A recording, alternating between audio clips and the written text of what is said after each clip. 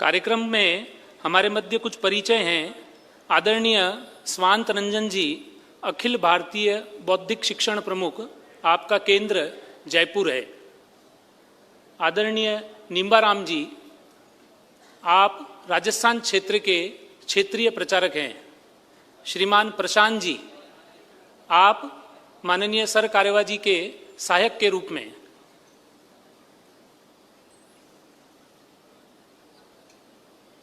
आज के कार्यक्रम में हम सबके मध्य श्रीमान हरदयाल जी वर्मा, आप SBI बैंक में मुख्य प्रबंधक पद से सेवानिवृत्त हैं। आप मूलतया लोसल जिला सिरोही के निवासी हैं। वर्तमान में आप राष्ट्रीय स्वयंसेवक संघ के माननीय प्रांत संघ चालक के नाते अपने दायित्व का निर्वहन करते हैं। श्री जगदीश सिंह जी राजपुरोहित, आप मूलतया फलोदी के हैं। आप उद्योगपति हैं। वर्तमान में आप जोधपुर विभाग के माननीय विभाग संघ चालक के नाते कार्य देखते हैं। श्री प्रकाश जी जीरावाला, आप प्रसिद्ध उद्योगपति हैं। आप जोधपुर महानगर के माननीय महानगर संघ चालक के नाते अपने दायित्व का निर्वहन कर रहे हैं। आज के कार्यक्रम के मुख्य वक्ता माननीय दत्तात्रेय जी होसबाले, आप मूलतया कर्नाटक के शिवमोगा के निवासी हैं। आप 1968 में संघ के स्वयंसेवक बने। आपने 1978 में बेंगलुरु विश्वविद्यालय से इंग्लिश लिटरेचर में MA किया। तत्पश्चात 1978 में आप संघ के प्रचारक बने। आप विद्यार्थी परिषद में विविध दायित्वों का निर्वहन करते हुए 1992 से 2003 तक अखिल भारतीय विद्यार्थी परिषद के संगठन मंत्री रहे। तत्पश्चात आप राष्ट्रीय स्वयंसेवक संघ के 6 वर्षों तक सह बौद्धिक शिक्षण प्रमुख एवं 12 वर्षों तक सह सर कार्यवाह का दायित्व निर्वहन किया। आप मार्च 2021 से राष्ट्रीय स्वयंसेवक संघ के माननीय सर कार्यवाह के नाते से दायित्व का निर्वहन कर रहे हैं। आपका केंद्र लखनऊ है। माननीय सर कार्यवाह जी से निवेदन है कि एकल गीत के पश्चात एक भारत श्रेष्ठ भारत के निर्माण में हमारी भूमिका पर हमारा मार्गदर्शन प्रदान करावें।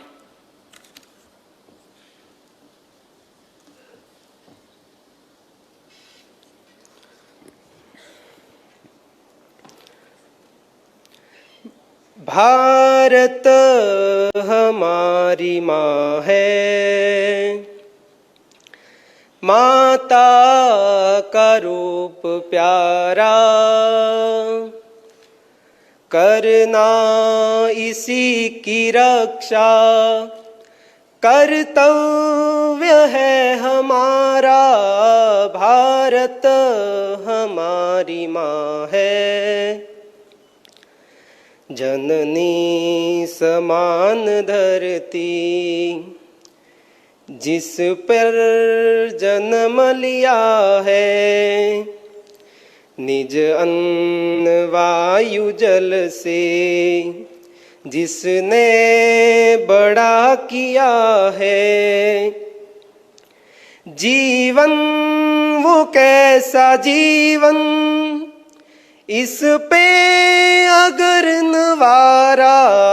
भारत हमारी माँ है, माता का रूप प्यारा,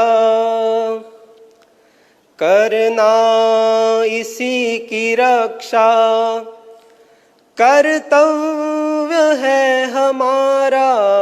भारत हमारी माँ है, स्वर्णिम प्रभात जिसकी अमृत लुटाते आए, जहाँ सांझ मुस्कुराए, दिन की थकान मिटाए। दिन रात का चलन भी, जहाँ से इस जग से न्यारा भारत हमारी माँ है। माता का रूप प्यारा, करना इसी की रक्षा कर्तव्य है हमारा। भारत हमारी माँ है। जहाँ घाम भीग पावस, भीनी सरद सुहाए, बीते शिशिर को पतझड़ देकर बसंत जाए। जिस धूप छाँव वर्षा हिमपात ने सवारा, भारत हमारी माँ है। माता का रूप प्यारा, करना इसी की रक्षा कर्तव्य है हमारा।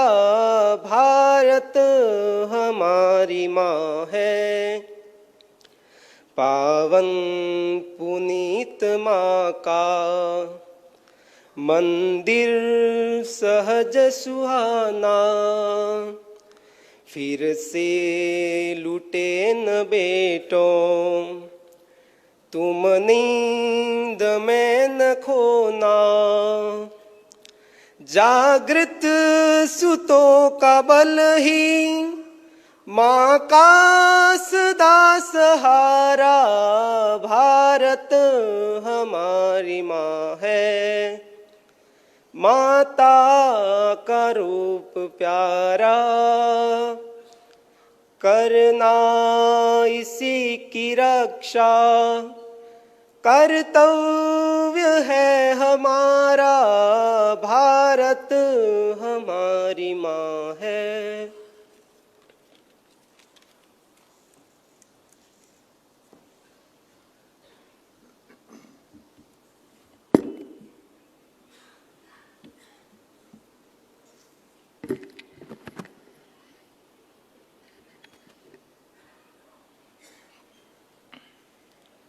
आज के इस प्रबुद्ध नागरिक सम्मेलन में उपस्थित मंचासीन माननीय प्रांत संघ चालक श्री हरदयाल वर्मा जी, सह विभाग संघ चालक माननीय जगदीश राज पुरोहित जी, महानगर के माननीय संघ चालक श्री प्रकाश जी जीरावला, सभागार में उपस्थित वंदनीय गुरुजन, समाज के सज्जन बंधुओं, श्रद्धेय माता भगिनी, आज के इस कार्यक्रम में प्रबुद्ध नागरिक सम्मेलन ऐसे कहा है तो समाज में जो प्रबुद्ध लोग होते हैं वो समाज के नेतृत्व करने वाले होते हैं, और ऐसे नेतृत्व करने वाले लोग समय समय पर एकत्रित आकर विचार मंथन करना चाहिए और उनसे बाकी समाज की जनता की अपेक्षा होती है वो हमें मार्ग दिखलाएं, हम उस रास्ते पर चलें।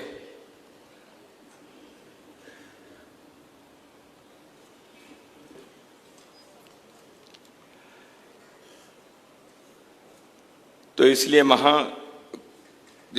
समाज की जो श्रेष्ठ जन हैं उनकी एक जिम्मेवारी बढ़ती है और उनके आचरण से, उनके व्यवहार से बाकी लोग अपने जीवन के पाथेय प्राप्त करते हैं। श्रीमद् भगवद गीता में भगवान ने कहा ही है, यद्यदाचरति श्रेष्ठः तत्तदेवेतरो जनः स यत् प्रमाणम कुरुते लोकः तदनुवर्तते। समाज के श्रेष्ठ लोग जैसे जैसे आचरण करते हैं, अन्य लोग उनके उस आचरण से ही मार्गदर्शन प्राप्त करते हैं। स यत् प्रमाणम कुरुते लोकः तदनुवर्तते। वो जैसे चलकर दिखाते हैं, जीवन में जैसे आचरण व्यवहार करते हैं, उसको प्रमाण मानकर बाकी लोग अनुवर्तन करते हैं, उनका पालन करते हैं। तो इसलिए समाज के प्रमुख लोगों के एक बड़ी जिम्मेवारी होती है, बड़ा दायित्व होता है। महाजनो येन गतस्स पंथः, ऐसे कहा है।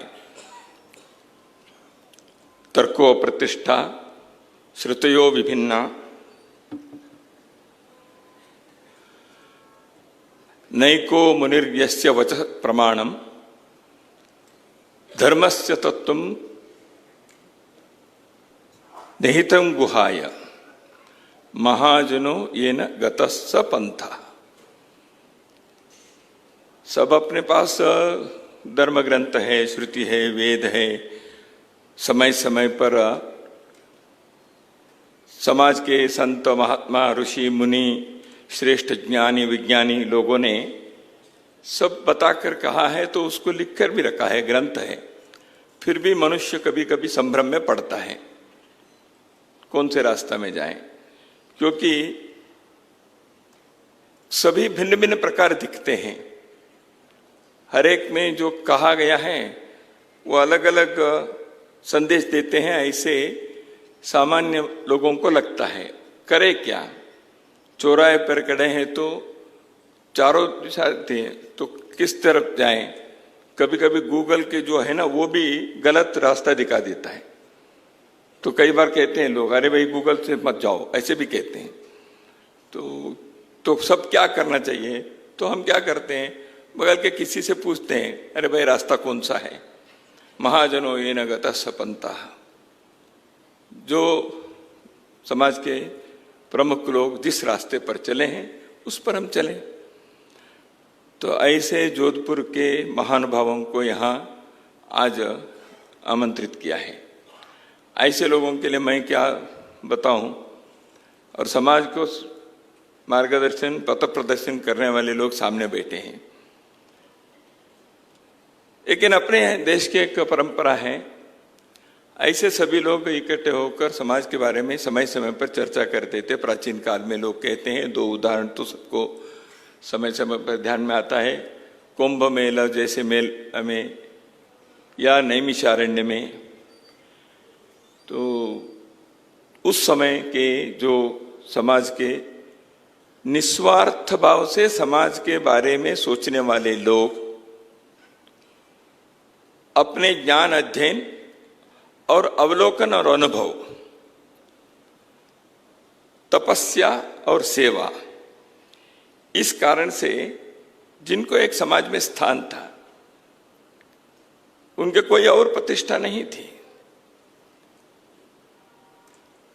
तो जिन कारणों से उनके समाज में एक प्रतिष्ठा थी, समाज के लोग उनका सम्मान करते थे, ऐसे लोग समय समय पर इकट्ठे आकर विचार करते थे। हाँ भाई, रास्ता क्या है, समाज में ऐसे ऐसे कुछ बातें हो रही हैं, तो क्या करना चाहिए। तो इसलिए वादे वादे जायते तत्वबोध, तर्क करके विचार करके लोग समय समय पर सही मार्ग को निश्चित करके लौटते थे, और उस प्रकार कुछ समय चलता था। फिर समाज में कोई समस्या आ गई, कोई चुनौती खड़ी हो गई, कोई संकट आ पड़ा, तो लोग उस पथ के आधार पर चलते थे, या फिर से दोबारा नैमिषारण्य में या ऐसे अनुभव मंडप में, मेले में ऐसे आकर बैठकर चर्चा करते थे। सामान्य स्तर पर भी लोगों ने अपने देश में पंचायत की जो व्यवस्था थी, इस देश पर विदेशी आक्रांत आकर विशेष रूप से यूरोप के लोग इस देश के सब प्रकार के जो व्यवस्था को नष्ट कर दिया, उससे पूर्व इस प्रकार की व्यवस्था गांव-गांव में थी। इसलिए महामना मालवीय, जिन्होंने बनारस हिंदू विश्वविद्यालय की स्थापना की, उन्होंने यही कहा था, ग्रामे ग्रामे सभा कार्य, ग्रामे ग्रामे शुभा कथा शुभा। ग्राम ग्राम में सभा होनी चाहिए। सभा होनी चाहिए, किसकी होनी चाहिए? ग्राम के लोग इकट्ठा आने चाहिए, बैठना चाहिए, उनके बैठकें होनी चाहिए। ग्रामे ग्रामे सभा कार्य, ग्रामे ग्रामे कथा शुभा, अच्छे चीजों को बोलने वाले होने चाहिए, शुभ कथाएं। मल्लशाला पाठशाला प्रतिपर्व महोत्सव, यह हर गांव में होने चाहिए। ऐसे हमारी व्यवस्था थी भारत में। इसलिए इस भारत के जो संपदा, समृद्धि, ज्ञान विज्ञान में अपने उपलब्धियां, सब प्रकार के कला संस्कृति में हमने जिस ऊंचाई को प्राप्त किया था, यह विश्व में एक श्रेष्ठ स्थान भारत को दिलाया था। भारत को लोगों ने सोने की चिड़िया कहा, भारत को लोगों ने विश्वगुरु कहा, भारत को लोगों ने यह धर्मभूमि, पुण्यभूमि, योग भूमि, त्याग भूमि, इस प्रकार इसके वर्णन किए। भारत के प्रति लोगों ने इस ज्ञान को प्राप्त करने के लिए विश्व के चारों ओर से यहाँ के विश्वविद्यालय में अध्ययन करने के लिए, वो तक्षशिला हो सकता है, नालंदा हो सकता है, विक्रमशिला हो सकता है, सरस्वती महल हो सकता है, कांची विश्वविद्यालय हो सकते हैं। ऐसे 20 विश्वविद्यालयों में विश्व के हजारों विद्यार्थी भारत में आकर यहाँ से पढ़कर गए। क्या पढ़े? ज्ञान तो पढ़े ही। 64 कलाएं यहाँ सिखाई जाती थी, सब प्रकार के विषय। तो इसके साथ साथ जीवन के किसी एक क्षेत्र में एक्सपर्टीज चाहिए, उसकी भी यहाँ व्यवस्था थी। ऐसे ग्रंथों से हमें आज प्राप्त होता है, जानकारी मिलती है। लेकिन केवल बौद्धिक ज्ञान को प्राप्त करने से मनुष्य पूर्णता प्राप्त नहीं करेंगे। मनुष्य के संस्कार के बल, उनके मन के विकास, चरित्र निर्माण, यह हुए बिना केवल शुष्क ज्ञान से लेने से, ये जो पूरे ज्ञान है एक बार वो अहंकार पैदा करता है। रावण ज्ञानी था लेकिन अहंकारी भी था। रावण के ज्ञान कम नहीं था। दुर्योधन को भी उसी पाठशाला में जो बाकी पांडव कौरव सब पढ़े, वो अध्ययन किया था, लेकिन वो गड़बड़ हो गया क्योंकि अहंकार। इसलिए यहां बताया, तद्देश प्रसूतस्य सकाशाद अग्रजन्मना स्वम चरित्रं शिक्षेरन पृथिव्या सर्वमानवा। यहां आकर दुनिया के लोग को, आइए यहां आप ज्ञान तो सीखिए, प्राप्त करिए, लेकिन अपने अपने चरित्र को भी सीख के जाइए, क्योंकि हम दुनिया के अग्रज हैं, हम बड़े भाई हैं। हम पहले सभ्यता के प्रकाश को, सभ्यता के सूर्य को सर्वप्रथम देखने वाले लोग हम थे। इसलिए आप हमारे छोटे भाई हैं, लेकिन हम उतनी आत्मीयता से आपको बताते हैं ये रास्ता क्या है। ऐसे कहने के हिम्मत, ऐसे कहने के आत्मविश्वास, ऐसे कहने के ज्ञान और तपस्या के बल भारत के लोगों में सदियों तक रहा है। अभी हम भारत के अमृत महोत्सव, स्वतंत्रता के, यह अभी अभी मनाया हमने, और आने वाले 25 वर्ष अमृत काल ऐसे भी कहा है।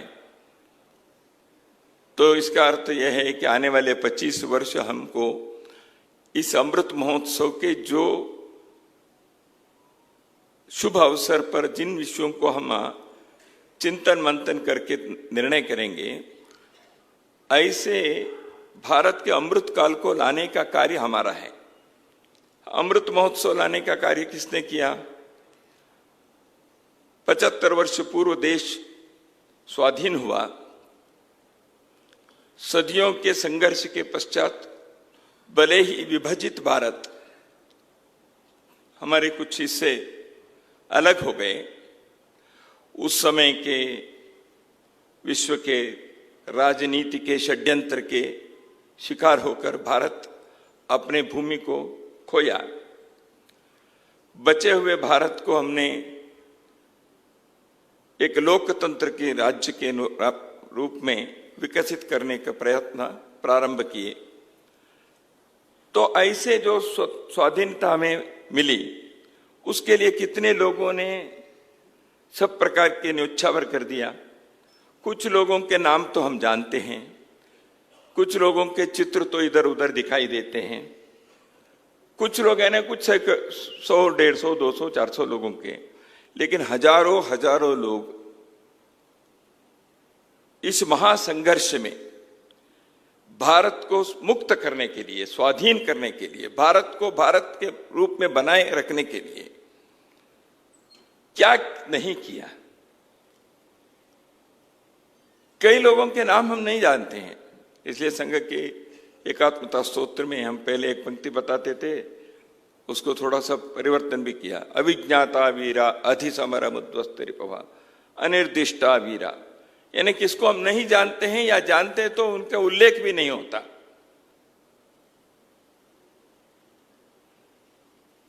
अंडमान के काला पानी में स्वतंत्र वीर सावरकर रहे, ये जानते हैं, और भी 400 लोग वहां रहे और कई लोग वहीं अंतिम सांस लिए, घर लौटे भी नहीं, उनके नाम तक याद नहीं है लोगों को। और सावरकर जी जहां रहे उसी जेल में उनके भाई भी उसी जेल में रहे। महीनों तक, वर्षों तक का एक दूसरे के मिलना भी नहीं हो पाया।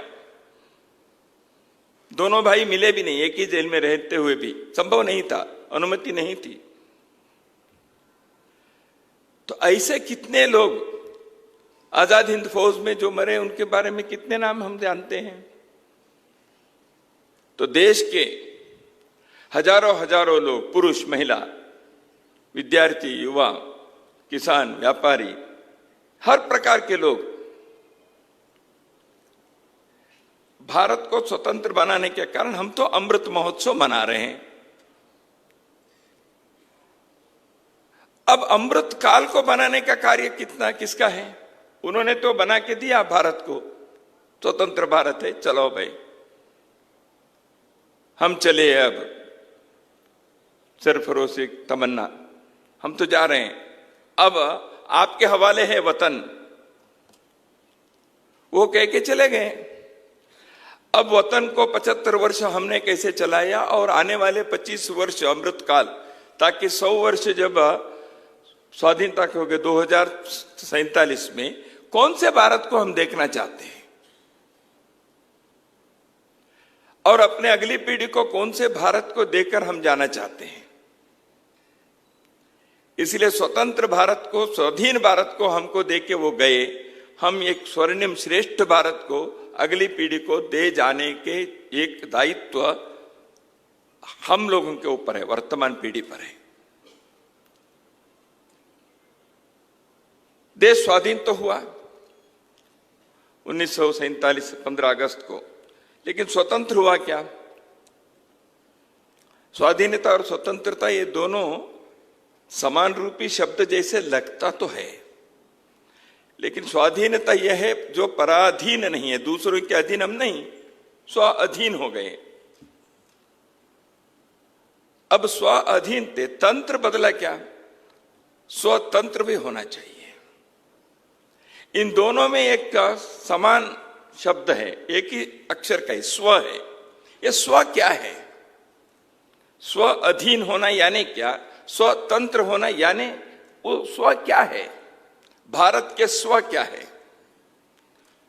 भारत के स्व के बारे में इस देश के बहुत सारे मनीषियों ने, ज्ञानियों ने, स्वतंत्रता संग्राम में भी जिन्होंने नेतृत्व दिया, ऐसे विभूतियों ने इस स्व के बारे में भी कहा है।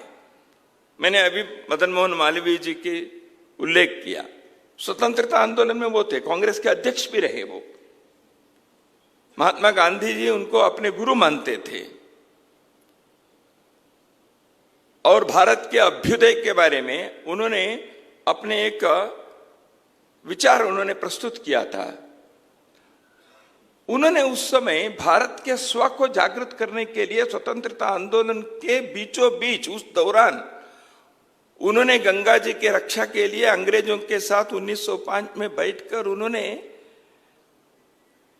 उनके साथ अग्रीमेंट करवाई। गंगा जी की रक्षा, अविरल निर्मल गंगा जी चल बहनी चाहिए। भारत के स्व को अगली पीढ़ी में विकसित करने के लिए बनारस हिंदू विश्वविद्यालय की स्थापना उन्होंने की। उस स्थापना के भाषण में 1916 में एनी बेसेंट उन्होंने यही कहा, ये इस विश्वविद्यालय की स्थापना क्यों कर रहे हैं? अंग्रेजों ने विश्वविद्यालय स्थापना की थी कोलकाता में, मद्रास में, मुंबई में, वहां भी सब्जेक्ट्स पढ़ाते थे, लेकिन ये इस विश्वविद्यालय की स्थापना करने के कौन से अलग कारण है, क्या महत्व है? उन्होंने कहा भारत के स्व को जागृत करना। इस भारतीयता को अपने अध्ययन में, अपने ज्ञान के अर्जन करते करते मैं भारत के बनूं और भारत को बनाऊं। और भारत के बनना यानी का इस देश के हजारों हजारों वर्षों की जो संस्कृति सभ्यता है, उसके जो मूल आधार है, तत्व है, उसको हमें पकड़ना चाहिए। उसको सनातनता किसी ने कहा, किसी ने हिंदुत्व कहा, किसी ने भारतीयता, अलग अलग शब्दों में कहा होगा। तो महात्मा गांधी ने ग्राम स्वराज, राम राज्य ऐसी बात कही। गांधी जी बैरिस्टर तो पढ़ाई की थे, पश्चिम के देश में गए, उन्होंने हिंद स्वराज्य पुस्तक लिखी 1909 में। तो इन सारे जो अभ्युदय मालवीय जी ने के, जिस किसी ने उस समय किया, उन सब ने भारत के तो स्व को, भारत के आत्म तत्व को, भारत की अस्मिता को, भारत की इस पहचान को उन्होंने अधोरेखित किया। इसलिए स्व अधीन हुए, स्वतंत्र भी अपने होने चाहिए। 1947 में हम तिरंगा झंडा फहराए, अब 14-15 के रात को बीचों इसमें देश तो स्वाधीन हो गया, लेकिन उसके बाद 1950 में जब संविधान बनाए, स्वतंत्र के तरफ हमने पहला चरण, पहला कदम हमने रखा, क्योंकि उस संविधान के पीछे 3 वर्ष इस देश के उस के बड़े बड़े पंडित लोग, ज्ञानी लोग, विद्वान लोग बैठकर कॉन्स्टिट्यूएंट असेंबली में जो चर्चा की है वो अद्भुत है। उनके वॉल्यूम्स यदि देखेंगे तो उसमें कितने विषयों के बारे में उन लोगों ने चर्चा की है।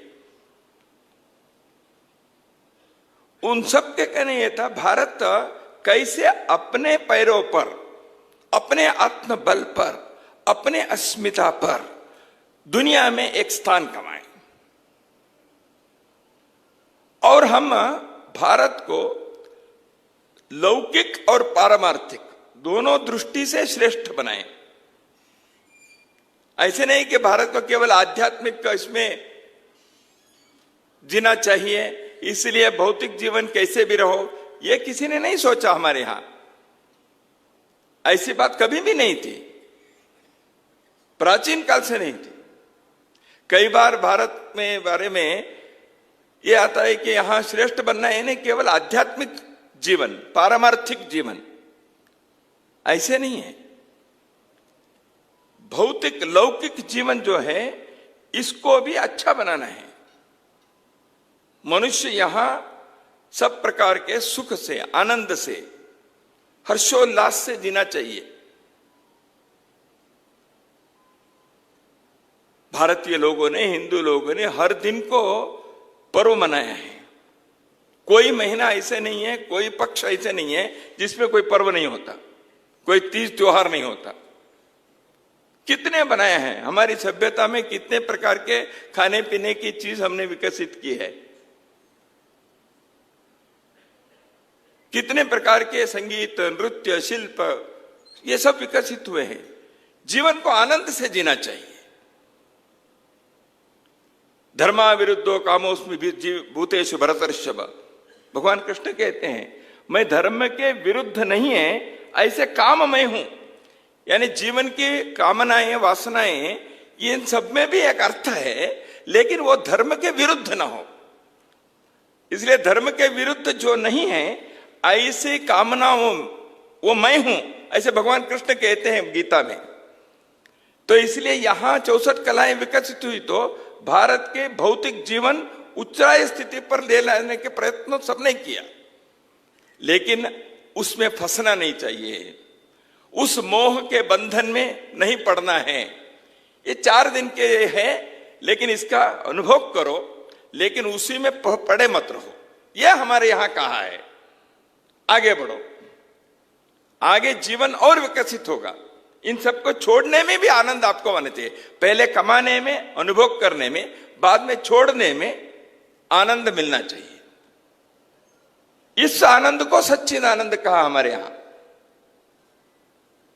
तो ऐसे एक भारत के स्व को हम कैसे अपने जीवन में, भौतिक और पारमार्थिक जीवन में ला सकते हैं, ऐसे सोचने वाले मूर्धन्य विद्वान कॉन्स्टिट्यूएंट असेंबली में चर्चा किए। वो कम लोग नहीं थे। ऐसे लोगों के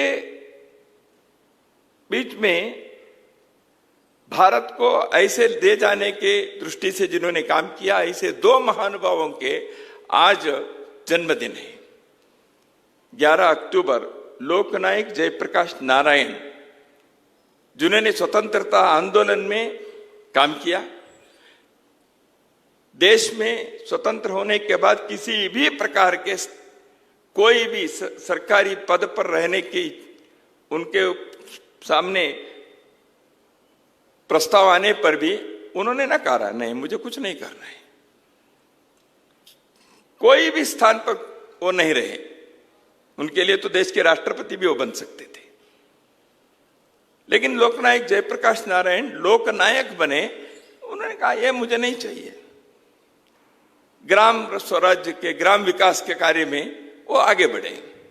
बाद में संपूर्ण क्रांति के लिए वो आवाज उठाए, नई पीढ़ी के युवकों के साथ कार्य किए।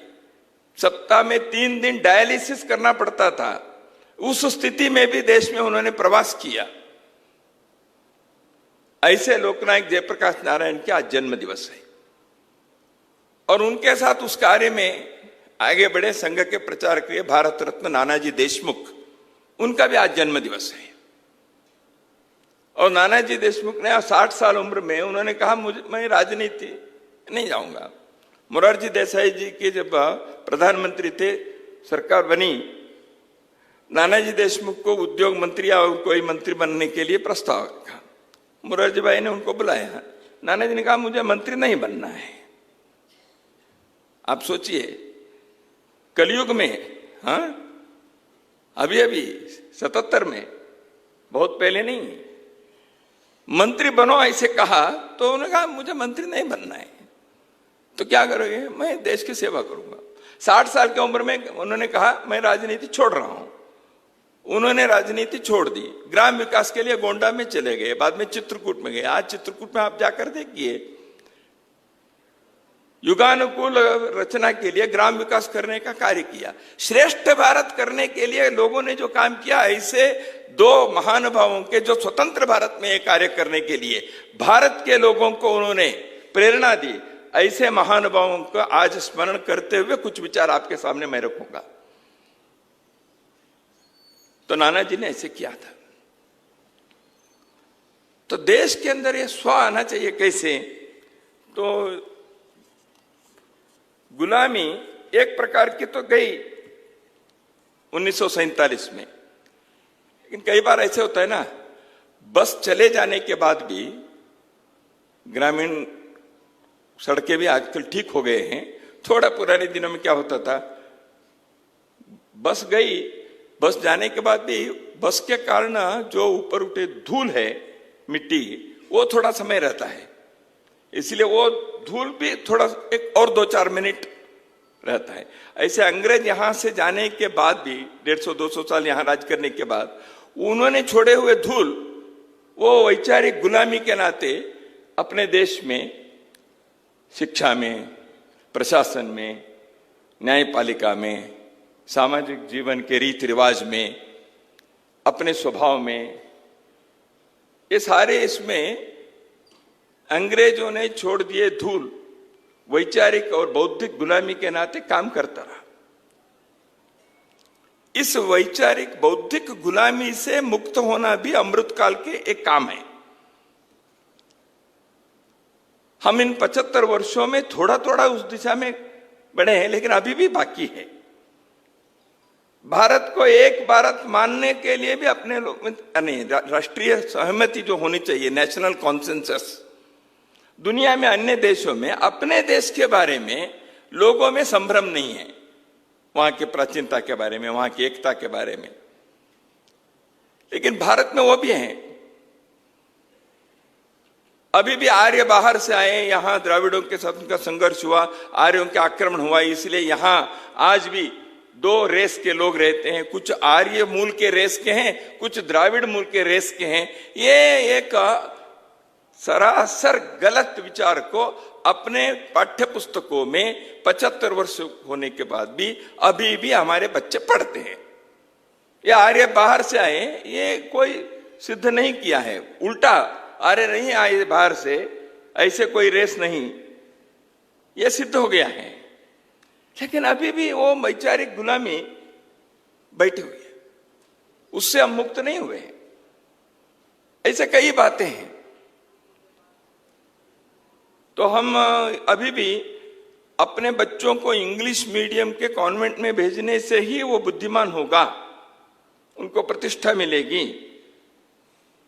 ऐसे अब विमान में हम जाते हैं, विमान में जाने वाले हवाई जहाज में बैठते हैं तो नीचे हिंदी बोलते हैं, हवाई जहाज बैठने के बाद अंग्रेजी में can you please give me water, ऐसे शुरू होता है।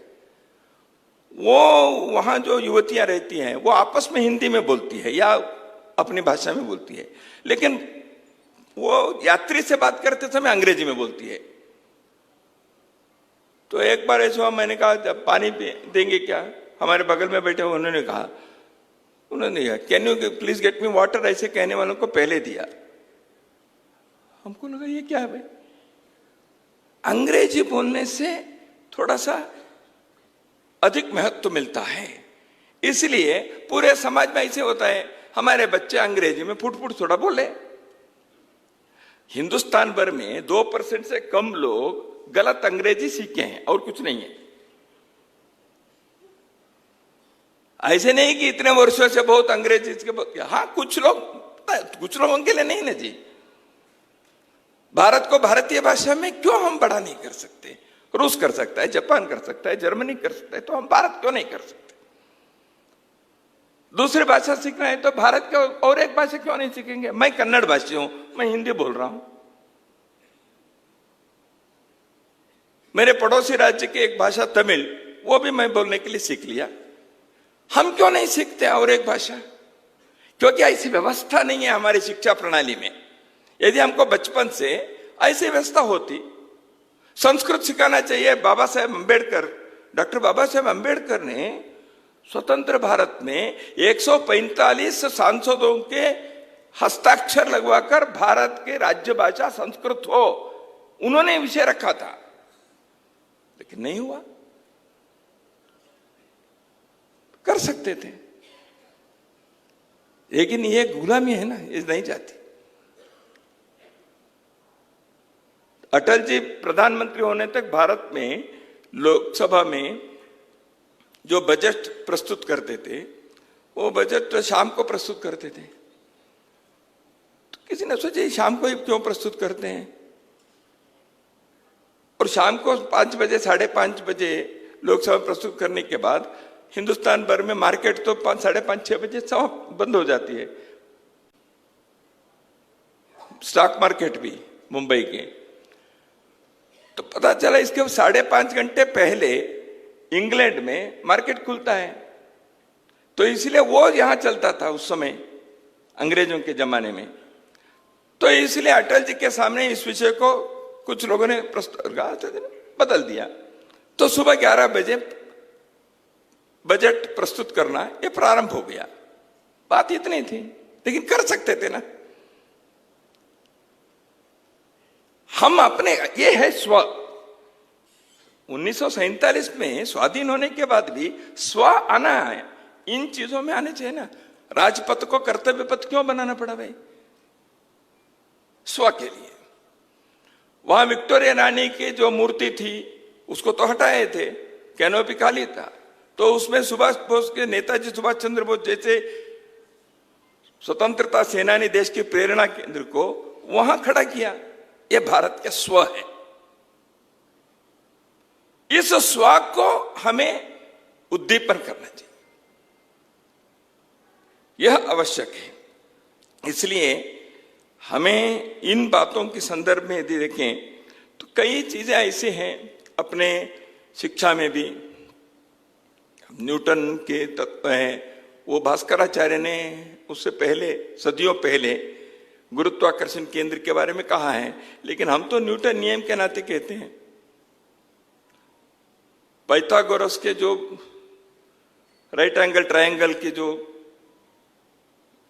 थ्योरम है, the sum total of the two sides of the triangle is more than the third, वो जो थ्योरम है, उस प्रमेय को बोधायन सूत्र के नाते 1000 साल पहले हमारे लोगों ने कहा है, उपलब्ध भी है। लेकिन उसको हम अपने बच्चों को ये बोधायन सूत्र है ऐसे नहीं सिखाते हैं। यह है भारत को स्वाधीन से स्वतंत्रता की ओर ले जाने के प्रयत्न, यह करना पड़ेगा। इसलिए नई राष्ट्रीय शिक्षा नीति में ऐसी कुछ बातों को आग्रहपूर्वक करने के लिए प्रयत्न कर रहे हैं। यह कोई हिंदूकरण नहीं है, फिर से शुरू हो जाएगा नहीं तो ये तो भगवाकरण। भगवाकरण क्या भैया? भारत को आपने यूनियन जैक से तिरंगा झंडा क्यों किया? केवल राजनीतिक क्षेत्र में कुछ चुनाव करके अपने विधायक और सांसद को चुनने के लिए नहीं ना जी। भारत के स्व को जागृत करना है। इस कारण से यदि हमने प्रारंभ किया है यह कार्य, इसलिए बनारस हिंदू विश्वविद्यालय की स्थापना उन्होंने की थी। केवल स्वतंत्रता आंदोलन करना चाहिए तो विश्वविद्यालय की स्थापना क्यों किया उन्होंने? वो तो स्वतंत्र भारत देख लेगा, ऐसे नहीं किया। तो इसलिए जीवन के हर क्षेत्र में स्व को लाने का यह प्रयत्न करना है। इसलिए कुछ बातें शासन निर्भर तंत्र है। अभी अपने देश के तंत्र में प्रशासनिक तंत्र है, न्यायपालिका है, अपने लोकसभा और राज्यसभा के जो एक तंत्र हैं सत्ता के, तो इन तंत्रों को भारत के अस्मिता के आधार पर भारतीय बनाना है। तो इसको हम कहते हैं डीकोलोनाइजेशन ऑफ भारत। भारत के मन बुद्धि जो औपनिवेशवाद से अभी भी ग्रस्त है, उसको मुक्त करके, भारत को कॉलोनाइजेशन से मुक्त करके डीकोलोनाइजेशन करना है। तो ये डीकोलोनाइजेशन करने के प्रयत्न कुछ प्रतीकात्मक भी होते हैं। शहरों के नाम बदल दिया, वो एक प्रतीक है, उससे एक संदेश जाता है क्या है। लेकिन केवल वहां तक का सीमित भी नहीं रहना है, आगे भी करना है। इसलिए अभी अपने देश की न्यायपालिका व्यवस्था, भारत के अभी जो मुख्य न्यायाधीश हैं उनसे पहले मुख्य न्यायाधीश माननीय रमणा जी थे। तो रमणा जी ने एक कार्यक्रम में, एक गोष्ठी में उन्होंने एक विचार रखा। उनका विचार था कि भारत के जो न्यायपालिका न्याय व्यवस्था है, यह भारतीय मानस से, चित्त से प्रेरणा नहीं लिए हैं। ये विदेशी लोगों ने हमारे ऊपर थोपे हुई व्यवस्था है। इसलिए भारतीय न्याय व्यवस्था के भारतीयकरण होना चाहिए। Indianising the legal system of Bharat, India, ये उनका कहना है। क्योंकि ये भारत के चीजों को ये प्रतिनिधित्व नहीं करता। भारत के मुख्य न्यायाधीश, ऐसे विचार उन्होंने व्यक्त किया, सभी अखबारों में छपा हुआ है। आप जाकर घर में गूगल में देख लीजिए। जस्टिस रमणा कहा है, केवल उन्होंने कहा ऐसे नहीं है। राम जन्मभूमि के निर्णय देने वाले 5 न्यायाधीशों में एक अब्दुल नाजिर साहब थे, वो अभी भी न्यायाधीश हैं सुप्रीम कोर्ट में। उन्होंने अधिवक्ता परिषद के सम्मेलन के उद्घाटन में यही बात कही, भारत की न्याय व्यवस्था को हमें भारतीयकरण कर दें, डीकोलोनाइज करना चाहिए, उन्होंने कहा। उन्होंने पूरा उसमें कहा है कैसे ये कॉलोनाइज्ड हो गया है, इसको अलग है। यानी 75 वर्षों के बाद भी भारत के सर्वोच्च न्यायालय के न्यायाधीश लोग कह रहे हैं भारत की न्याय व्यवस्था को हमें अभी गुलामी से मुक्त करना चाहिए। इसलिए स्वतंत्र की ओर हमें जाना पड़ेगा।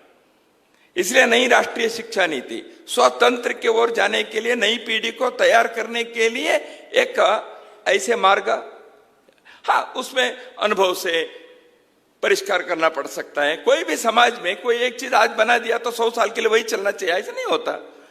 समाज अपने अनुभव से, अध्ययन से, अपने आवश्यकता के अनुसार समय समय पर बदलेगा, बदलना भी चाहिए। नई नई स्मृतियां आएंगी, कोई गलती नहीं है उसमें।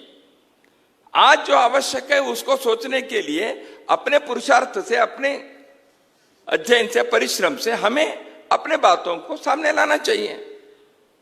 हर देश ये करता है, हम क्यों नहीं कर सकते? इजराइल 1948 में भारत अपने मातृभूमि पर 900,000 वर्ष के संघर्ष के पश्चात वो मातृभूमि पर आए। लेकिन इजराइल में उन्होंने हिब्रू भाषा जो मर गई थी, मृत भाषा, उसको उन्होंने पुनः प्रारंभ किए। 10 लोग नहीं थे हिब्रू भाषा बोलने वाले, संस्कृत बोलने वाले हजारों परिवार हिंदुस्तान में हैं। हिब्रू बोलने वाले 10 लोग नहीं थे, 10 नहीं थे। लेकिन उन्होंने तय किया, संकल्प किया, हम हिब्रू भाषा को इजराइल की भाषा बनाएंगे। बनाया उन्होंने। कुछ ही वर्षों में बच्चों को हिब्रू भाषा सिखाकर उसी में गणित, उसी में विज्ञान, उसी में हर प्रकार की चीजों को बनाया। प्रशासन उसी भाषा में किया। आज इजराइल हिब्रू भाषा से अपने देश को चलाता है। क्यों संभव नहीं है? संकल्प चाहिए। दुनिया में ऐसे उदाहरण हैं, हम कर सकते हैं। अपने पास सामर्थ्य है, क्षमता है। हमारी क्षमता के, सामर्थ्य के कई उदाहरण भी मिलते हैं। अपने लोग कम नहीं है, लेकिन ऐसे एक संकल्प शक्ति चाहिए। समाज में ऐसे एक वातावरण चाहिए। उस वातावरण को लाने के लिए प्रयत्न करना यह स्व की ओर चलने की यात्रा है। समाज में कुछ विषयों में करना पड़ेगा। वो अर्थ है, व्यापार है, विज्ञान है, कृषि है, शिक्षा है, संस्कृति, मठ मंदिर के, धार्मिक केंद्रों के व्यवस्थाएं हैं, संस्कार देना है। यह सब सरकार नहीं कर सकती। समाज के भी कुछ कर्तव्य है। इस बार के 15 अगस्त के भाषण में प्रधानमंत्री जी ने सरकार तो ये करेगी, लेकिन नागरिक कर्तव्य भी कुछ है, ऐसे बताया। उन्होंने उसको विवरण भी दिए।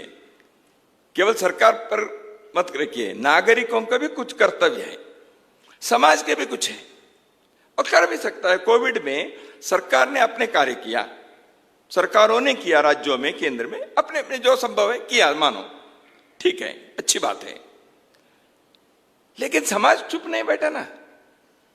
संघ के कार्यकर्ता किए, समाज में बहुत सारे सेवा संस्थाएं, सामाजिक धार्मिक संस्थाएं, हाँ भाई इस संकट को, इस चुनौती को हमें स्वीकार करना चाहिए, ऐसे जो संभव है उस समय किया। पूरे देश खड़ा हो गया।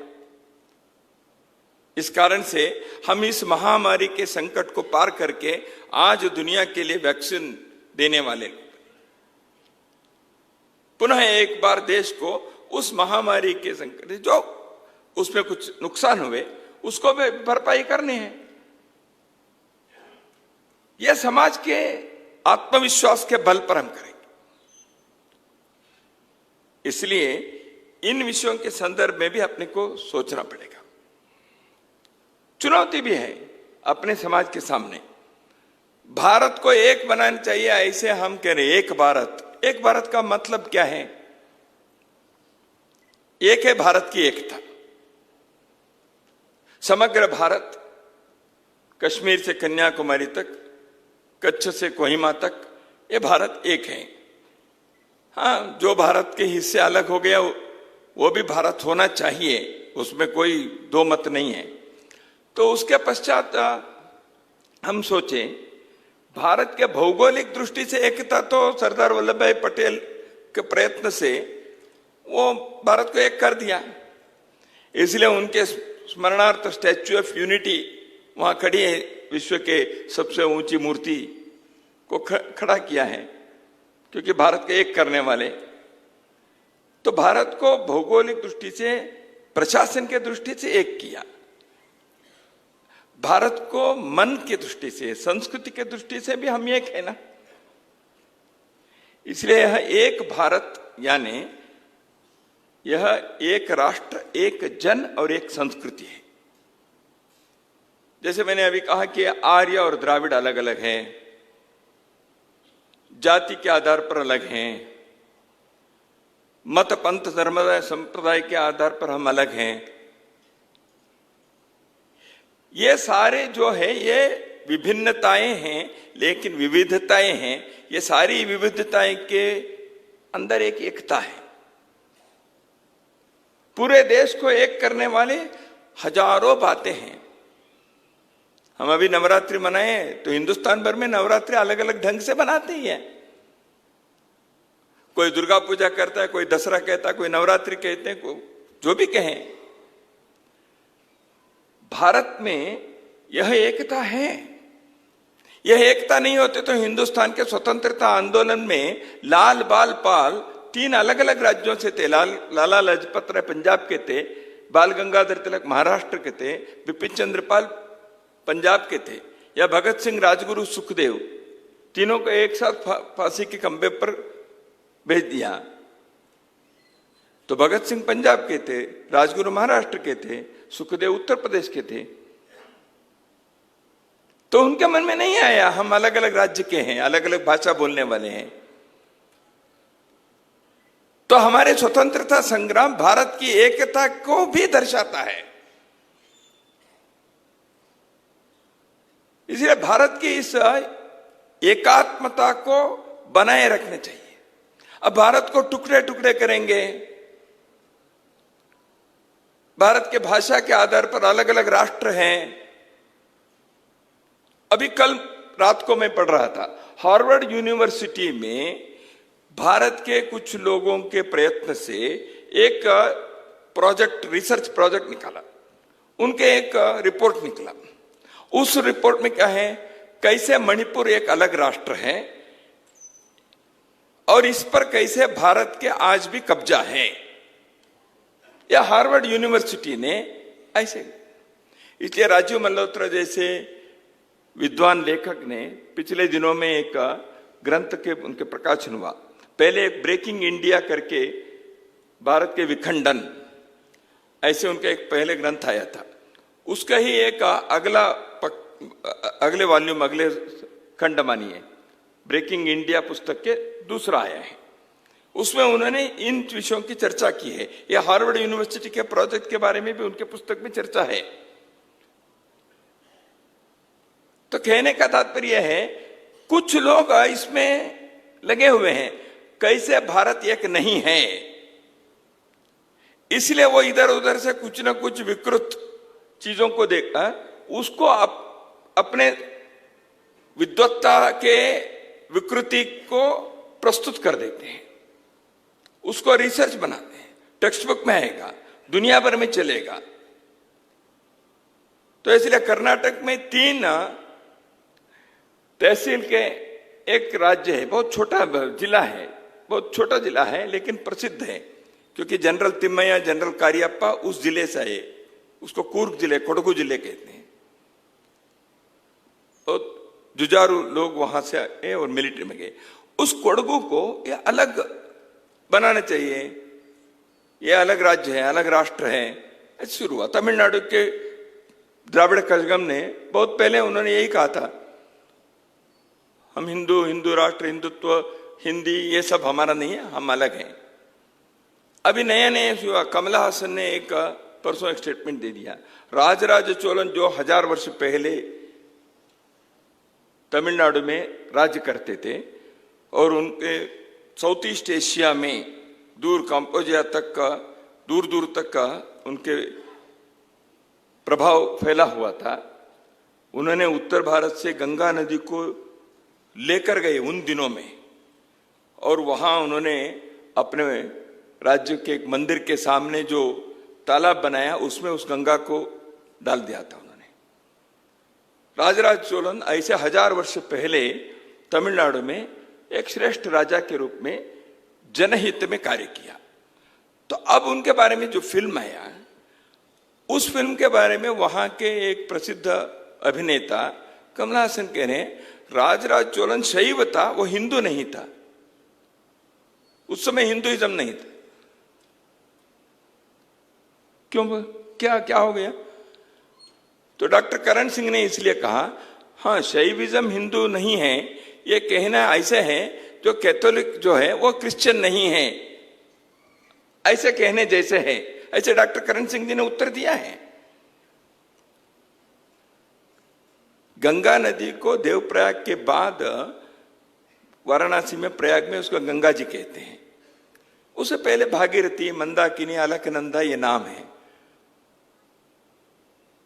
तो ये गंगा नहीं है, ये तो भागीरथी है। हाँ ठीक है, भागीरथी उस समय, लेकिन है तो वही प्रवाह है ना, वो अलग तो नहीं है, वही जल है। तो इसलिए अपने देश के संस्कृति के इस प्रवाह को, हमारी परंपरा के इस धारा को न मानते हुए अलगवाद को, पृथकवाद को बढ़ाने के कोई ना कोई प्रयत्न दिखता है।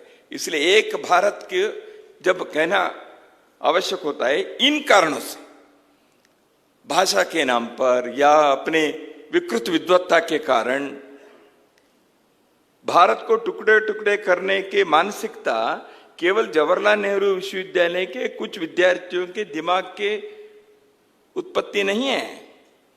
ऐसे करने के लिए जगह जगह पर भारत में, विश्वविद्यालय में, मीडिया में, फिल्म फील्ड में, साहित्य के क्षेत्र में, अंतर्राष्ट्रीय मंचों पर बहुत सारे लोग ये प्रयत्न कर रहे हैं। इसको समझकर उत्तर देना पड़ेगा। भारत एक है, यहाँ की संस्कृति विविधता है, अलग अलग संस्कृति नहीं है। एक संस्कृति के अनेकों रूप हैं, एक भगवान के जैसे अनेकों रूप है, अनेकों आकार है। वो स्वयं निर्गुण निराकार है, लेकिन साकार सद्गुण करने के लिए मैं मेरे मन में जैसे है वैसे, यद भाव तद भवति। भगवान को मैं जिस रूप में चाहता हूं उस रूप में भगवान है। ईश्वर तो एक ही है, मानते हैं हम। भारत की संस्कृति भी एक है, जो प्रकृति को मां मानते हैं, ये सबको ईश्वर सृष्टि मानता है। भारत एक है। यदि भारत एक नहीं होता तो उत्तर से दक्षिण तक जो प्रभु श्री राम आए, उनको हर राज्य में उनके नाम से मंदिर है, हर जात में, हर पंथ में उनके नाम से नाम रखते हैं बच्चों को आज भी। क्यों? मेघालय में खासी लोगों के घरों में अभी तक, कुछ 10-20 वर्ष पहले तक, वहां के खासी लोगों के घर में पहला लड़का राम के नाम से, दूसरा लड़का लक्ष्मण के नाम से, वहां की भाषा में। कन्नड़ में रामप्पा रामैया कहेंगे, रामलाल कहेंगे, ऐसे अलग अलग भाषा में थोड़ा थोड़ा उसका फर्क होता है। ऐसे खासी भाषा में मेघालय में, इसलिए डॉक्टर राम मनोहर लोहिया समाजवादी विचार के बहुत बड़े नेता थे, लेकिन विद्वान थे। भारत के वो एक ऐसे भारत के विषयों के बारे में उनका प्रेम था, स्नेह था, श्रद्धा थी। उन्होंने बहुत सारे ऐसे विचार रखे हैं, लिखे भी हैं। उन्होंने कहा भारत ये कैसे है, मैंने कहा उनके एक लेख है, उस लेख का शीर्षक है राम, कृष्ण और शिव। समाजवादी सोशलिस्ट विचार के थे। राम, कृष्ण, शिव, इस शीर्षक से जो उन्होंने जो लेख लिखा है राम मनोहर लोहिया जी ने, उसमें कहा है राम जी भारत को उत्तर से दक्षिण तक एक बनाया। सरयू नदी के तट से लेकर वो रामेश्वर तक उनकी यात्रा है। भारत को उत्तर से दक्षिण तक उन्होंने एक बनाया। भगवान कृष्ण ने भारत को पश्चिम से पूर्व तक, पूर्व से पश्चिम तक एक बनाया। और शिव सर्वत्र विद्यमान है। यह वाक्य उनके लेख में डॉक्टर राम मनोहर लोहिया लिखकर वो कहते हैं भारत इस कारण से एक है। यदि हम लेख पढ़ेंगे और लोहिया नाम यदि कोई नहीं पढ़ता, उसको छिपा के रखें, आपको लगेगा ये विवेकानंद ने कहा होगा। ऐसे लेख है। कहने का तात्पर्य है भारत की एकता एकात्मता यह सांस्कृतिक है। भारत की एकता एकात्मता यह आध्यात्मिक है। भारत की एकता एकात्मता को न केवल भारत के लोग, विदेश के लोगों ने कहा। सेक्रेट ज्योग्राफी करके एना डेक ने एक जो ग्रंथ लिखे हैं उसमें वो कहती हैं, Vincent Smith, sir Vincent Smith historian थे इंग्लैंड के, अंग्रेजों के जमाने में थे। उन्होंने कहा जो बाहर से दिखने वाली सब प्रकार की विविधताएं हैं, अलग अलग रूप वर्ण हैं, अलग अलग प्रकार के भाषा पंथ है, ये सब बाहर के दिखाने वाली चीज है। भारत में तो एक अंतर्निहित एक सूत्रता है। There is an undercurrent which unites and binds India, which transgresses all its political and other differences and boundaries.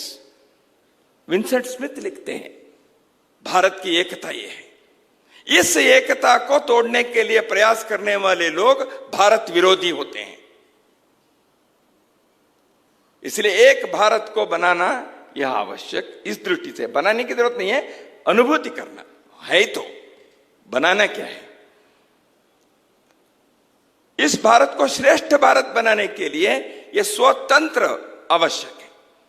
हम अपने तंत्र को इस प्रकार भारतीय अस्मिता से, भारतीय आध्यात्मिक तत्व से, भारत के वर्तमान के और भविष्य की आवश्यकता के अनुरूप बनाएं। हम विदेश से चीजें नहीं चाहिए, ऐसे नहीं है। विचार को, उनके अनुभव को, उनको प्रयोगों के अच्छे परिणामों को स्वागत करें। भारत ने कभी अपने दरवाजा को बंद नहीं किया। हम दुनिया के हर प्रकार के विचारों को स्वागत करते हैं, लेकिन जब लेते हैं उस समय उसको अपने देश के अनुकूल में हमें उसको परिवर्तित करना चाहिए। पंडित दीनदयाल उपाध्याय जी ने अपने एक लेख में ये कहते हैं, विदेशी को स्वदेशानुकूल बनाओ। विदेशी चीज को नहीं है, लेकिन उसको स्वदेशानुकूल बनाने की हमारी ताकत होनी चाहिए। वैसे क्या वैसे कॉपी नहीं करनी है, नकल नहीं करनी है। स्वदेशानुकूल बनाएं और स्वदेशी को युगानुकूल बनाएं। स्वदेशी हैं बहुत सारे, लेकिन प्राचीन काल के हैं। आज के वर्तमान में उसको कैसे उपयोग करना, इसलिए हर पीढ़ी को युग धर्म को पालन करना चाहिए। इस प्रकार यदि हम भारत के इस एकता और श्रेष्ठता के दृष्टि से विचार करें तो कई प्रकार के जो चुनौती हैं, समय समय पर आतंकवाद के, भारत के तोड़ने के, हिंसा के मार्ग पर चलकर भारत के लोगों के अंदर भारत विरोधी भाव को उत्पन्न करने के जो प्रयत्न होते हैं, उसको दमन करने का कार्य शासन प्रशासन को तो करना ही है। और वो जब करेंगे, समाज भी उसके लिए सहयोग से खड़ा रहना पड़ेगा, समाज को भी चौकन्ना रहना पड़ेगा। समाज यदि इस दृष्टि से अपनी सावधानी नहीं रखें तो भारत को तोड़ने वाली शक्ति अपने पड़ोसी गांव में भी आ सकते हैं, हमारे गांव में भी आ सकते हैं। तो इसलिए समाज के एक कर्तव्य होता है सावधानी रखने का, सजग रहने के, चौकन्ना रहने के। यह कार्य भी समाज को समय समय पर इस प्रकार के मार्गदर्शन देने का कार्य प्रबुद्ध लोगों को करना ही पड़ेगा। समाज में जाति के, अस्पृश्यता के नाम पर समाज को तोड़ने वाली शक्तियां बाहर से आती है ऐसे नहीं है, हमारी कुछ मानसिकता है, वर्षों से, युगों से, शतकों से हमने पाला है, उस मानसिकता को बदलना पड़ेगा। जाति के नाम पर, अस्पृश्यता के नाम पर हम अपने ही भाई बहनों को दूर करके रखेंगे तो उसका लाभ लेने वाले लोग तो तैयार बैठे हैं। समाज जब दुर्बल होता है उस पर आघात होता है, कमजोर हिस्से पर आघात होता है। कमजोर हिस्सा दीवार के हैं, बारिश में वही गिर जाता है। महाभारत के संदेश है, क्या है? दुर्योधन पूरा वज्रकाय बना, गांधारी ने माने उनको देखा, वो वज्र हो गए, इसलिए कोई उनको मार नहीं सकता था। लेकिन गांधारी ने देखने के पहले दुर्योधन ने अपने कमर पर कपड़ा बांध लिया। गांधारी ने जब आंखें खोली तो कपड़े के हिस्से पर उनके दृष्टिपात नहीं हुआ। गांधारी ने कहा धोखा हो गया भैया। उसी पर गदा प्रहार हुआ भीम के तरफ से, क्योंकि वो वज्र नहीं था। जो कमजोर होता है उस पर प्रहार पड़ता है। समाज में भी जो कमजोर वर्ग होता है उस पर कोई किसी के प्रहार पड़ता है। इसलिए किसी हिस्से को दुर्बल, कमजोर नहीं रखना, यह समाज के लोगों के प्रयत्न होना ही चाहिए। इसलिए हमारे कमजोर भाई बहने, दुर्बल भाई बहने, उनको सबल बनाने का प्रयत्न जहां हम करेंगे वह केवल सरकार के दायित्व नहीं है, समाज का दायित्व है। कहूंगा समाज का ही अधिक दायित्व है सरकार के बाद में। तो इस दृष्टि से हम सोचे तो समाज में नागरिक कर्तव्य, सामाजिक एकता, देश की एकता, सामाजिक समरसता, सृष्टि के हम संतान हैं। इस सृष्टि को बचाकर अगली पीढ़ी को देने के लिए पर्यावरण की रक्षा करना, जल, जंगल, जमीन, जानवर की रक्षा करते हुए उन सब के अंदर हमने ईश्वर को देखा है। हमारे जीवन के लिए तो वो आवश्यक है ही। उनके प्रदूषण नहीं करना चाहिए, इसके लिए कानून बनाना है क्या? तो हम अपने स्वभाव से, कानून तो है ही, लेकिन अपने स्वभाव से, हमारे रीति रिवाज से, इसलिए धर्म के स्थान पर, पूजा के, पर्व के, हमारे सांस्कृतिक व्यवहार में हम पर्यावरण की रक्षा के बात को आचरण में लाने के लिए हर प्रकार के प्रयास अपने को करना ही चाहिए। नहीं तो जल प्रदूषण, वायु प्रदूषण, इन सब के कारण हम अगली पीढ़ी को बंजर भूमि देने वाले बन जाएंगे। तो इसलिए इस दृष्टि से भी विचार करना पड़ेगा। हर घर में अपने अगली पीढ़ी को जीवन मूल्य सिखाना है।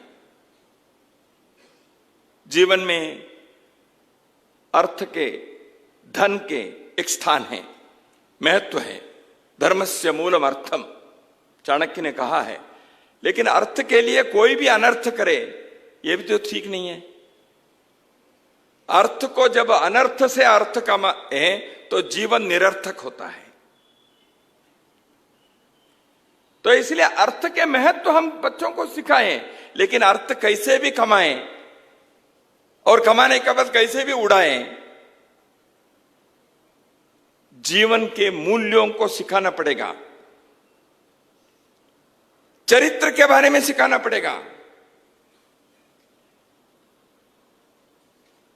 क्योंकि मनुष्य के जब चारित्र और शील चला जाएगा तो समाज सब प्रकार से पतित हो जाएगा। भारत में सत्य हरिश्चंद्र के महात्मा बुद्ध के, भगवान महावीर के, राम जी के आज भी स्मरण हम क्यों करते हैं? ये सब राजा थे, राजा राम, सत्य हरिश्चंद्र, भगवान बुद्ध राजकुमारी थे। लेकिन इन सब लोगों ने जीवन में एक एक श्रेष्ठ विचारों के लिए अपने जीवन जीकर उन्होंने आदर दिया। आज भी हम उनके पूजा करते, अर्चना करते, प्रेरणा लेते हैं। वो राजकुमार थे ऐसे नहीं है, वो धनवान थे इसलिए नहीं है। जीवन के मूल्यों के लिए उन्होंने अपने जीवन दिया, इसलिए उनको हम ईश्वर मानते हैं, भगवान मानते हैं, आदर्श मानते हैं। न केवल भारत, सारे विश्व के मानवता आज इनको आदर्श मानते हैं। इसलिए अपने घर घर में अपने बच्चों को, हमारे अगली पीढ़ी को सत्यवचनी, प्रामाणिक जीवन, परिश्रम के जीवन, दूसरों के प्रति संवेदना, सेवा भाव से समाज को एकत्र करने के एक प्रयास, इन बातों को हमारे घरों में लाना अपने दायित्व है। कई लोग, कई माता पिता, जब मैं प्रवास में देखता हूं, ऐसे लोग आज इस प्रकार के विचार कर रहे हैं। आनंद होता है। अपने बच्चों को इस प्रकार के संस्कार देने के लिए वो हर प्रकार के प्रयास कर रहे हैं। सैकड़ों, हजारों ऐसे परिवार मैं स्वयं देखता हूं, आनंद होता है। हाँ, अगली पीढ़ी के लिए भविष्य उज्जवल है, समाज में करना पड़ेगा। तो इसलिए प्रबुद्ध नागरिक के नाते हम लोगों के जो एक भूमिका है, इसके बारे में थोड़ा चिंतन आपके सम्मुख रखने का मैंने प्रयत्न किया। भारत को स्वाधीन बनाने का कार्य जो हुआ है, उसको श्रेष्ठ बनाना है। वो श्रेष्ठ बनाने की दृष्टि से भारत को एक समृद्ध, स्वाभिमानी देश तो हम बनाएं, लेकिन गुणात्मक दृष्टि से जीवन के हर आयाम में भारत को श्रेष्ठता, वो शिक्षा है, यहाँ के वस्तु है, यहाँ के जीवन की कला है, यहाँ के लोकतंत्र की पद्धति है। विश्व के मॉडल कैसे हो सकता है? वो मॉडल होना है तो अपने को पहले उसके हर आयाम को गुणात्मक दृष्टि से बड़ा करने की आवश्यकता है। इस दृष्टि से हम प्रयत्न करें, और भारत में यह संभव है क्योंकि विश्व के लिए यह आवश्यक है। ऐसे एक श्रेष्ठ विद्वान, इतिहासकार अर्नोल्ड टॉयम्बी, उन्होंने अपने ग्रंथ में ये बात की है। महर्षि अरविंदो ने कहा, भारत उठेगा, भारत उठेगा केवल अपने लिए नहीं, केवल अपने लिए नहीं, भारत उठेगा दूसरों को कुचलने के लिए भी नहीं। भारत उठेगा विश्व के लिए एक दीपस्तंभ बनने के लिए। ऐसे दीपस्तंभ बनाना है भारत को विश्व के लिए। यह हमारे अमृतकाल के आने वाले के लिए एक मार्गदर्शन है। यह विश्वास कैसे भारत के बारे में है जो महर्षि अरविंदो ने कहा है, क्या यह संभव है? दुनिया मानती है। अर्नोल्ड टॉयम्बी यूरोप के एक बहुत बड़े इतिहासकार हुए। उन्होंने विश्व के कई देशों के सभ्यता के अध्ययन करके 10 खंड उन्होंने लिखे हैं। उन्होंने जो लिखा है उसमें यह एक वाक्य जो है उसको मैं पढ़ रहा हूं। यह प्रारंभ से ही स्पष्ट हो रहा है कि एक अध्यात्म यह एक अध्याय जिसकी पश्चिमी शुरुआत हुई थी, यानी ये जो वर्तमान सभ्यता है, ये यूरोप ने दिए हुए सभ्यता के अध्याय है। यह पश्चिम से प्रारंभ, एक अध्याय जिसकी पश्चिमी शुरुआत हुई थी, उसका अंत भारतीय होगा यदि इसे मानव जाति के आत्मविनाश में समाप्त नहीं करना है तो।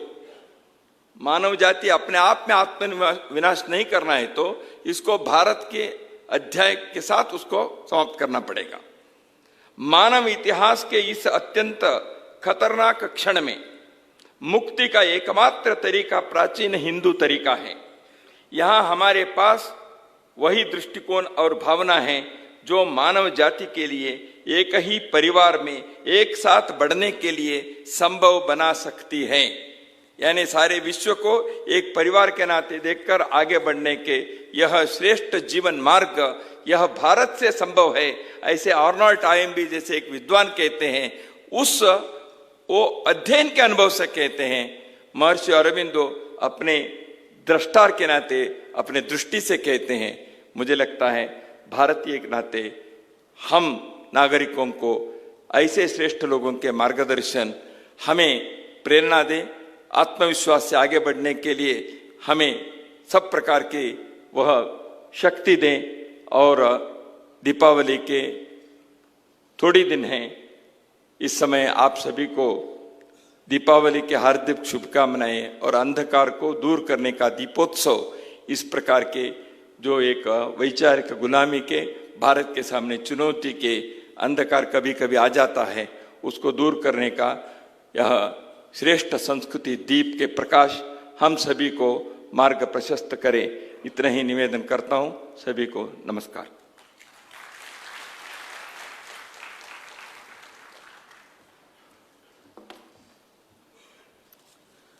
माननीय महानगर संघ चालक जी से निवेदन है कि धन्यवाद ज्ञापन के लिए पधारें। सम्मानित मंच, सामने विराजित जोधपुर के अलग अलग क्षेत्रों में अपनी विशिष्ट योग्यता रखने वाले प्रबुद्ध जन और मातृशक्ति, आज इस प्रबुद्ध नागरिक सम्मेलन में आप लोगों ने अपना व्यस्ततम समय निकालकर और समय पर पधारकर संघ के विचारों को नजदीक से सुनने का जो ये आपने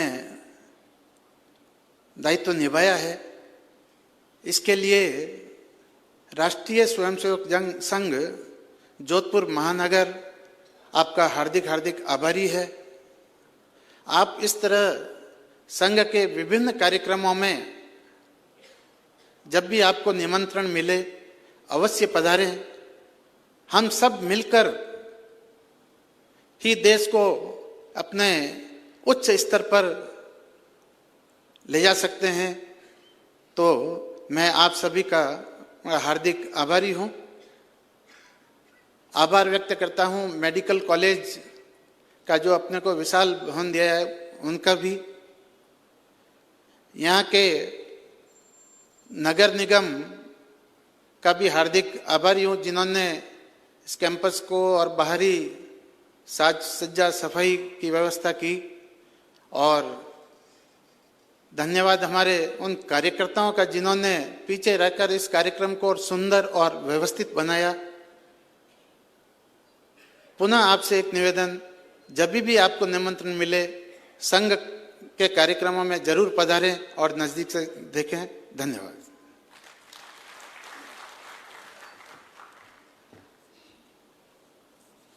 आप सभी से निवेदन है कि कल्याण मंत्र के आधे चरण के पश्चात हम सब सामूहिक बोलेंगे, सर्वे भवन्तु सुखिनः,